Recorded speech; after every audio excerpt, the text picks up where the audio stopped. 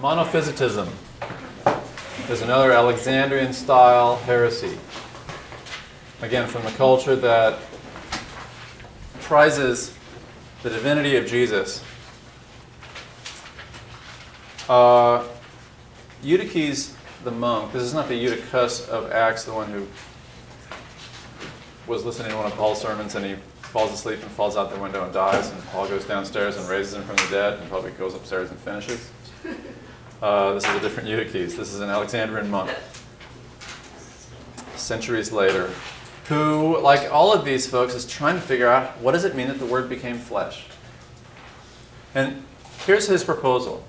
Well, before the Word became flesh, there were two distinct natures, human nature and divine nature.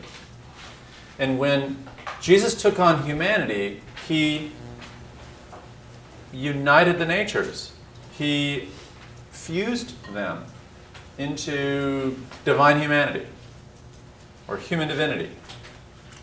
After the incarnation, there aren't two distinct natures, divine and human. There is one combined nature. Therefore the name, Monophysitism. The word physis, from where we get the word physics, means nature. Physics is the study of nature. Mono means only. So monophysitism means only one nature. All right? Here's what got accomplished according to Monophysites. Before there was a gulf between our natures. But Jesus has merged the two. So think of Jesus then as a merger. So merger comes from the business world nowadays. Think of corporate mergers. When I was in North Carolina for grad school, we banked at Wachovia. And when we were in California before and since, we banked at Wells Fargo. And at the time, they were two different companies, but in 2009, I think, they merged. Wells Fargo bought Wachovia. And so now there's just one. Mergers happen all the time. Think of an alloy. Think of bronze, which is copper mixed with tin. And because copper and tin mix into bronze, you get a material that has a different set of properties than either of the original elements. All right? For monophysitism, the two natures merge, mingle. They are confused. They are fused together and mixed together, and they are changed in the process.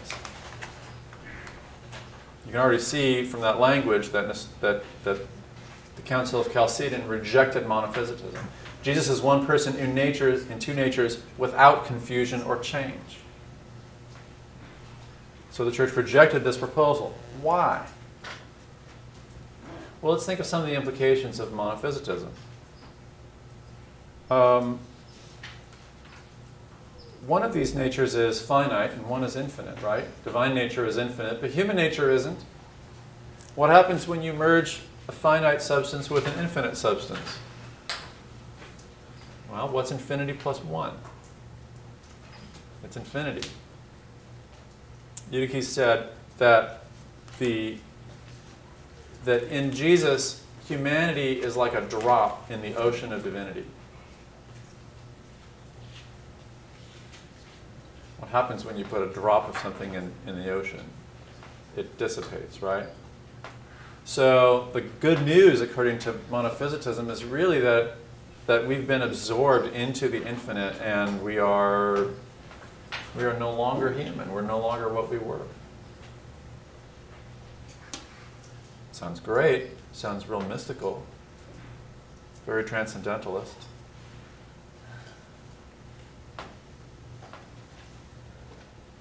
But it means that our humanity has been undone. It means not that Jesus is the savior of humanity, but he's the end of humanity. Is that the story? Is that the good news? Is that what the prophets foretell and Jesus comes and accomplishes? No. Where do you see this? Well, I think one place you can see it is in Islamic mysticism, Sufism. Sufis are Islamic mystics who are found in a variety of contexts. I know a few in Pakistan, or from Pakistan. Whirling dervishes were Sufis, if you know the term. Their longing is to be absorbed into God. Here maybe at least some varieties of Buddhism would qualify, where you lose yourself, you cease to be who you were and you enter nirvana, which is a kind of non-being, a kind of post-being. That's not the heaven that Christians look for. It's certainly not the resurrection that the apostles proclaim. It's not the future that Israel's promised. These are really popular in contemporary culture. I have a friend who's a counselor down in the San Gabriel Valley near Los Angeles, and she says a lot of people are becoming Buddhist in outlook. Some of them are just California Buddhists, they're not real serious about it, but others are genuinely taking on the message of death to self, and the Eightfold Path, and all the rest. So this is an attractive view. They don't want to be who we're made to be. It's not that just they want to be better humans or healed humans, fulfilled humans. They want to be ex-humans by rejoining all that is. What about in the church? Well, I think there's a lot of what I'll call spiritualism in the Christian church, which strikes me as bordering on Monophysite. There's a lot of Christian mysticism and spirituality that I think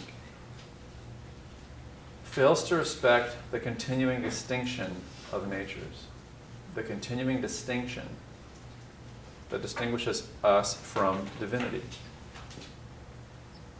And you can see why, because at the personal level, we are united with God. Right? Personal unity with Jesus, the second person of the Trinity, yields unity with God. The problem is these people aren't talking about personal unity, they're talking about the unity of natures. There's a long American tradition, I already mentioned transcendentalism. There's a long American tradition of this kind of talk, where we re-enter the oversoul, from which we're all just a fragment of divinity, and our fragments are rejoined. Or maybe we lose ourselves in the process and enter into something we're not. And this can seem really, like I said, it can seem really spiritual, really devotional. I get a little nervous when I hear the Christian song. And maybe this is a little unfair, but I think it's not that unfair. Turn your eyes upon Jesus. Look full in his glorious face, right? Wonderful face. And the things of earth will grow strangely dim in the light of his glory and grace. I don't remember the light coming into the darkness and making the world dim. The light makes the world bright. The things of earth ought to grow strangely bright in the light of his glory and grace, right? I understand what they're getting at. The affairs of my daily life, maybe. They don't matter in light of the whole story, the paradigm. I get that, but the way that it puts the imagery sounds like it's taking us away from our humanity, from earth. Jesus didn't come to rescue us from humanity. He came to restore our humanity. There's one more quality here that's important. Monophysitism implies something that I already mentioned earlier. It implies a kind of similarity between our natures. I mean, copper and tin mix because they're both metals. They're both similar enough to mix. Wachovia and Wells Fargo can merge because they're both businesses. They're both corporations. We're back to, now Nestorianism thinks of the natures as similar but competitive, right? So one means not another. Here they're similar, and again you end up with competitive. Jesus can't be fully human and fully divine. He has to be like part human and part divine. He's a mixture. And ironically, out of respect for divinity, this kind of thing posits that human nature is close enough to divine nature that they're competitive, that they're equivalent in some ways. They're similar. They're both metals. Well, no, they're not. We are utterly different, categorically different, qualitatively different. in Bardian language, infinitely qualitatively different. And therefore, there's no mixing like metals. The early church used a different analogy.